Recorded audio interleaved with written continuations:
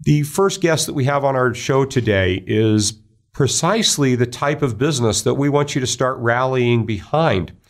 They take service. And I talk about service, I'm talking about their commitment to the customer, the way that they deliver their business to you, our consumer. They take it to a whole new level. Many service departments exist. Repair shops, they exist. They exist in plentiful, bountiful numbers. But very, very few exist in a mobile style where they come to you. They bring the service to you. They wanted to go out of their way to service you, our community. Now, that in and of itself is not just enough to warrant being on our show. They don't just deliver mobile repairs or mobile maintenance at your home or office. They do it at the highest level our industry has to offer. It is truly a pleasure to introduce you to Michelle and Rick Anderson of Nevada Mobile Automotive Repair Service in Northern Nevada. And Michelle and Rick, welcome back to the show. Thank you for having us. Thank you, Mitch. You know, I hope you heard the introduction. They're calling in this morning, so they may have, or not have heard that. But the fact that you go and take the concept of caring for your consumer and servicing their needs to the level of going to them is just a real obvious sign that you want to set yourself apart from the rest, right starting there. Exactly, and that was a big goal for us, was to take it back a step, and what can we do out of the norm to increase the service, to take one less burden from the customer. And one thing we thought of to eliminate a burden would be to you don't have to stop with what you have planned in your day, but we can meet you either at your home, place of business, so forth, and help you with the immediate problem you have with your car, whether it's a problem or just maintenance. Well, and let's talk about both, because it just the concept of going to the consumer and offering your services where it's convenient for them, it just shows your commitment to your customers and their satisfaction, that you've taken that to a whole new level. But I want to describe for our listeners that may not have ever used a mobile service what that looks like, because I think that some people might have the conception that this means that a handyman shows up, and it's not even close to what they get when they call you for a mobile service or repair. That's true, Mitch. A lot of times when a customer will call us, there are people who advertise all over the place, and mostly what comes out is that guy who has a pickup truck, and he's probably in a tank top, and he just shows up and says, "I'm here to fix your car." And we actually go to a whole different extreme. We are a shop on wheels. We are an automotive repair shop on wheels. We have a truck that is the size of a used U-Haul truck, and it has our tools in it, including a brake lathe. Our technicians come out in uniform with their names on the uniform, so when you're calling into the office, we'll say, "Rick will be out to your house at 10:30, or Noel will be out to your house at 10:30, and when they show up at the door, the person who's showing up. Well, and you just said it. I mean, these are mobile shops on wheels. I mean, the equipment comes with the driver in like you described, a moving truck. And they are even self-equipped with power and everything they need to do these repairs. Correct. We have generators and air compressors, and we do have air tools right on the trucks. So we're not just bringing out a set of socket wrenches. I mean, you're talking air tools like you were in a shop repairing a car. And I just wanted people to get an impression of what that could look like for them, because you mentioned, that they can have this done while they're at work. I mean, I can't imagine, after hearing that mobile service is available, that anyone would want to give up one of their days off, or have to take time off of work, or have to have that running back and forth with their friends to drop off and pick up a car, that they'd ever want to go through that again. Well, and precisely, part of when you have a breakdown in your car, it's like a double negative. When you have to take time off of work, you're losing your income there, and then you have to pay a repair bill or in the end, and it's like a double negative. And that was part of the goal for us that we wanted to take away was that as well. Well, and you have several trucks. I mean, so one of the other things I want to paint a picture for our audience is that you walk out to your car and something is wrong. And now, in many cases, the first initial reaction for everybody is, I've got to call a tow truck. And what I want to retrain our community to do is not call a tow truck, but to call you.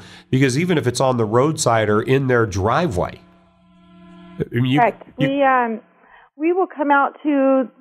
Well, we tend to try not to do roadside service on the freeway, and we would ask that you would be in a safe place if possible.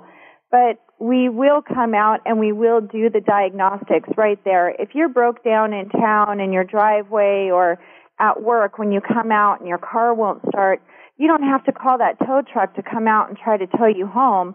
We'll actually come out, do the diagnostics on your car, and if necessary, fix it right then and there for you right on the spot. Well, and let me continue on my way instead of now being stranded without transportation and my truck or my car has just been, by tow truck taken somewhere, and now I've got to figure out how I'm going to get where I need to go. Right. Most repairs, most breakdowns on a vehicle are not what we say in the automotive catastrophic failure. Typically, even with today's vehicles that are computer controlled, most of the time it's a sensor or something very minor. And we have all the state-of-the-art equipment. We talked about brake lathes, air compressors, and generators a minute ago. And not only that, but we have the latest in computer diagnostic technology to where we can plug into your vehicle and monitor the computer, find out what's going on there, replace a simple sensor, and you can start your car, be on your way again. And again, you don't have an additional bill of a tow or time away from work, and we can... and get you right back on the road rather quickly. And you also said, we have, also a minute ago, we have a fleet of trucks. So it's not just myself and one shop on wheels, but we have other technicians with shops on wheels, like as you said, so that we can better serve our community and try to minimize the wait time. Well, and I love what you said, other shops on wheels. The truth is there's, a handful of them, and each of your technicians are certified in different parts of the vehicle. So really, you tailor the truck that goes out to the individual's needs. Correct. Like, we have one technician who is specifically brakes and suspension. He does other realms, but that is his specialty, and so that truck is the one that has the brake lathe on it, and he would be the one who came out for any problem that would include brakes and suspension. And then we have another technician who's just kind of an all-around technician. He does most of the service, and for the really hard stuff, we have Rick who would come out and take care of those symptoms and diagnostics that, other people have come and looked at and they just can't figure them out. Rick is really good at that. Well, and I've seen that, and we've personally consumed your services. So we can say to our community, this is not just a business that we endorse, but we also do business with. One of the other things that you have is for the job that is too great to be repaired in the field, you still have the ability to assist those consumers and even help them get their vehicles in. Yeah, we're kind of sharing a mic here, so we're looking at each other. Who wants to answer that question? We also have a brick and mortar shop, if you will, where there's obviously some breakdowns that can occur on a vehicle that are more serious than we can handle mobily. But we do have a flatbed trailer where we will still help the customer. Again, our main goal is to take away the burden of a breakdown. And so we still have a flatbed trailer where we can bring their broke down vehicle to our shop. And we have a fully equipped shop there as well, where we can, let's say you have an engine failure, we can repair the engine there, or transmission failure, the shop's equipped with lifts, heavy equipment, so that we can do heavier repairs such as transmission replacement or an engine replacement, stuff like that. Well, and I'm glad you said that, because one of the first things that came to my mind is that you have a full service shop as well. And there are a lot of commercial businesses that are listening to our show right now that have a fleet of vehicles, and you offer both the stationary shop and shop on wheels for these businesses. And I think this is a huge plus for a business that their income is developed by their vehicles being in service. Correct. And not only do we cater to that individual customer who goes to work and home every day and they just cannot afford to take time off to go to the shop, but we also cater to the business as well. And when we cater to those fleet services, we will actually come out to your office. Most of the time we try to do it during a meeting time where you and your techs are in a meeting. We're out there doing the oil changes and whatever repairs are needed. So that way there is never an amount of downtime for you, because less downtime for you means more income in your pocket. Well, one of the things that we wanted to talk about today was the winter coming up. I mean, the weather's changing. Everybody's putting on jackets, and many of our audience members have been hit by rather large snowstorms and high winds. And there's some things that they really should know about doing or preparing their vehicle for going into this winter season. So if you don't mind, I'd love to expand on what recommendations are made and what services are required and how you can perform these for them as well. Okay, there's in my mind, there's three types of winterization. There's winterization for your recreational vehicles, such as RVs and boats. There's winterization for your sports car or exotic type car. And there's also winterizations for your everyday driver. Just because you're not going to park it over the winter doesn't mean we don't need a winterization or winterize your everyday driver. So we'll just start with the everyday driver. And there's a couple things. When the temperature changes outside, we need to change the oil viscosity in the engine and make sure the oil viscosities in the rest of the car are appropriate for the weather we're about to endure. The other thing is we need to make sure your cooling system won't freeze and is operating properly. Well, and that's not a minor thing. If that coolant or if that water inside that block freezes, I mean, the result is that water expands and a block can crack. Right. So now, one freeze is all it takes. Yeah, if you ever take water, put it in a bottle and stick it in the freezer, that bottle is going to swell up. And the same thing happens with your engine. And unlike a bottle, your engine's made of steel or cast iron, and when that swells, it will crack. And then again, a catastrophic failure has happened, and that you will need an engine. Preventable. I mean, so this is why this stuff we're bringing these topics to our consumers, our community's attention, so that we can spare some of these. Every year it happens. It happens to a lot of people. You're right. Every year it does happen, and just because you have coolant. Well, a lot of people are going to say to themselves, well, I've never put water in my cooling system. Now, just because you have coolant in your cooling system doesn't mean it won't break down over time.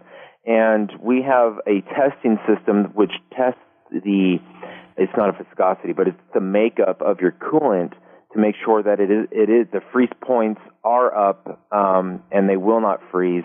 Make sure the glycol, pH, all that stuff is where it needs to be. Without getting into a science chemistry discussion with you, we test that for you and make sure that won't fail as well. And we check the hoses, and it's not just the makeup of the coolant, but the hoses, the belts, all that stuff over time can crack and fail. And we want to make sure that the failure will not happen to you on your everyday vehicle, which is the breadwinner. Well, and I love the fact that you talked about, and this is where the mobile really, the rubber meets the road. I hope that nobody's laughing at me for being so punny this morning.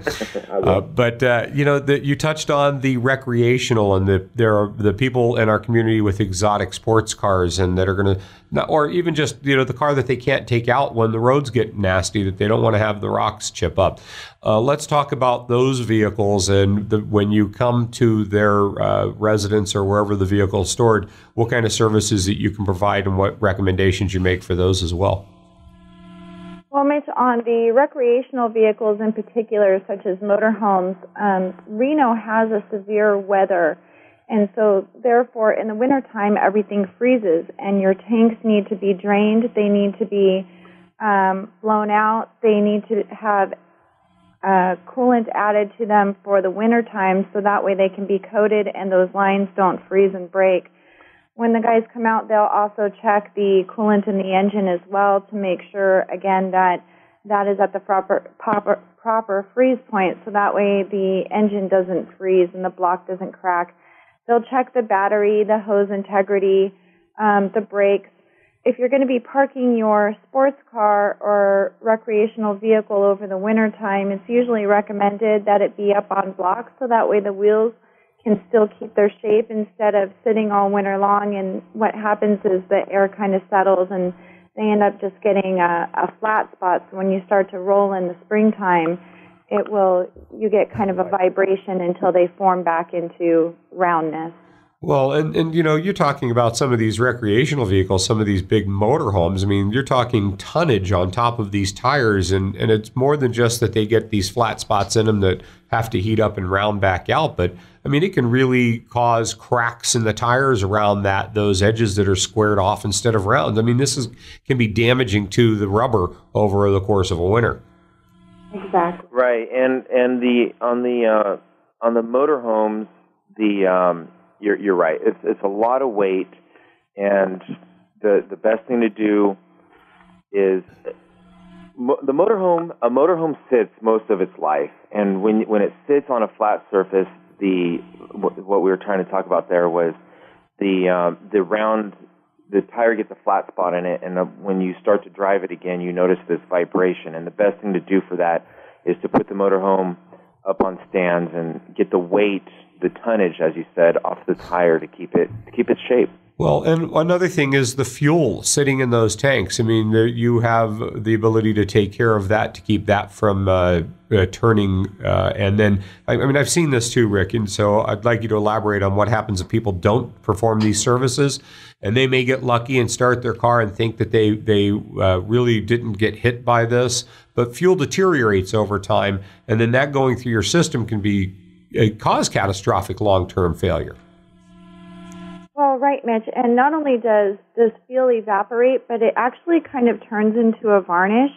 And so what happens is if you don't drain the tank properly, and what we've seen in the past is the car will sit for a while and the customer thinks everything's okay and they start the car. Well, in the meantime, the heat has caused the fuel to evaporate and it's kind of turned into this varnish type consistency, and then that gets sucked up through the fuel pump. It goes through the lines and into the motor and can destroy everything from the tank forward. Well, and you might even have this somewhere in the stage between proper fuel and deteriorated fuel. You may get lucky enough for the car to start and you think, oh, well, that was fine. It didn't happen to me. But you're still running a certain percentage of that varnish type jelly fuel through your system. And it's there once you've done that. So our first recommendation would be, drain the tank. You can put additives in them as well.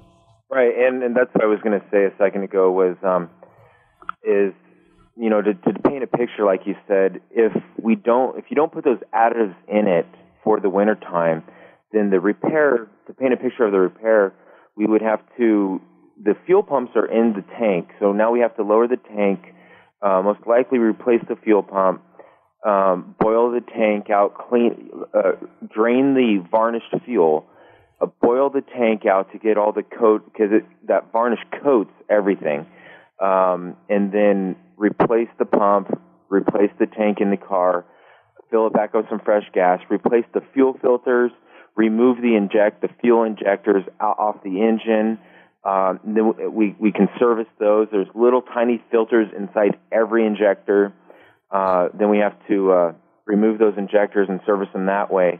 Replace all the O-rings through the fuel system. It becomes pretty expensive to repair that. And just like in the springtime, everybody goes to start their lawnmower and it doesn't want to start. It's that same process that happens with your lawnmower can happen with your car, your boat, your RV. And so winterization is important. Well, and you said it. I mean, the fact is that, the one recommendation we wanted to make clear is that you don't start your car if it has been sitting and you didn't prepare it. Don't start it. So, if somebody out there forgets to do this and they get to next spring, they should call you out and have you come out and drain that tank and clean it before they start the car, put fresh fuel in it. They can avoid at least 30% or 40% of the problems that would happen by them starting it and running that fuel up into the system and making it even worse. There's a good chance we could minimize the damage that happens if you don't start it. But even then, whether you've started or not, there's still a chance that that there's the varnish process has already happened. Well, there's still probably fuel in those lines, fuels in those injectors, and right. But again, your recommendation is still right, and that is don't start it if you haven't taken these precautions. Don't start it because there's a good chance we can minimize not we can minimize the damage, but the damage is minimal, and we can help with just draining the tank and putting some fresh fuel in there with additives, and to try to clean that out before we start it, and hopefully like we said, the damage is minimal. Well, I hope you don't mind if I divert from our topic that we originally said we were going to discuss today, because Michelle, our producer, who really is taken a great amount of love to what we're up to. She really has, shared with her friends and everyone she can find in our community the businesses that she gets to meet every week on our show. Had taken the opportunity to introduce your services to one of her friends, and she wanted to share with our community their experience, if you don't mind. Sure. Thank you, Mitch. I just wanted to make sure that they knew what a great job they did. I sent a friend of mine to them with a vehicle that hadn't been started in 3 years. The vehicle was actually out of their service area, but we were able to tow it into town, into a parking lot of a local motel, and Nevada Mobile was able to come by and take care of the car. My friend is still using their services now. We're in the middle of that project, and it's going very well. Well, and that's just so nice for me to hear. I mean, if you can imagine the whole motivation for this show, for what we're up to as an enterprise, is that every consumer that we can impact, that we can spare the aggravation of going to a poor quality business that can get the highest quality services that are available in our community. I mean, we've made an impact on our community, and just the feeling. Thank you for sharing that, Michelle. Because this was a personal car to this family. I know the story was in their family for a number of years, and it was sentimental, and it had just been sitting there, and yet now Nevada Mobile Automotive Service is going to be able to make that drivable again, even after sitting for a number of years. So if you've got that car sitting in your driveway and you've wondered, well, where do I start? I mean, they can come to you and do it at your place if you're in the local community. This was out in Gerlach, so there was a balance of things that were done to make this possible. But thank you for sharing that experience. It just gives me great joy to know that they're getting the quality that they deserve in our community. You're welcome. Michelle and Rick, back to one of the things that I wanted to talk about today, too, is the most overlooked regular maintenance items on today's vehicle. And we were just talking about the fuel system, and it's just a perfect opportunity to segue into the fuel filters are probably the single most neglected item on any car today. Yeah, you're right. The fuel filter, it's one of those things that always gets overlooked. And it's an important filter to change. As the fuels that we put in our car pass through the fuel system, there's micromic, is that a word, micromic? There's micromic particles in the fuel that when they pass through the filter gathers, because we want to minimize the debris that, that goes through the injectors. And as this filter plugs up, it puts extra pressure or wear on the pump, and then shortens the life expectancy of your fuel pump. So every 3 oil changes is a good way to put it. Every 3 oil changes, that filter should be changed. And we've seen cars into the 70,000, 80,000 mile mark that have never had a fuel filter changed. And one thing we do after we suggest it, the customer typically says, "Oh yeah, I don't know if I've ever had that changed." And one thing we do is we'll blow backwards through that filter to see what kind of particles and debris we get out of that, and the restrictions that are in that filter. And a lot of times we can't blow back through it. Sometimes when we do, like a diluted coffee type color fuel comes out backwards from that filter, when your fuel should be clear, transparent, like clear, almost like water in color. What comes out of there, like I said, is like a diluted coffee look liquid, and that's in a result of not changing that filter. Well, and the other thing too is once that filter is plugged, some of these particles wind up going into your intake and into your injection systems and starting to cause those to plug up and wear and need repair.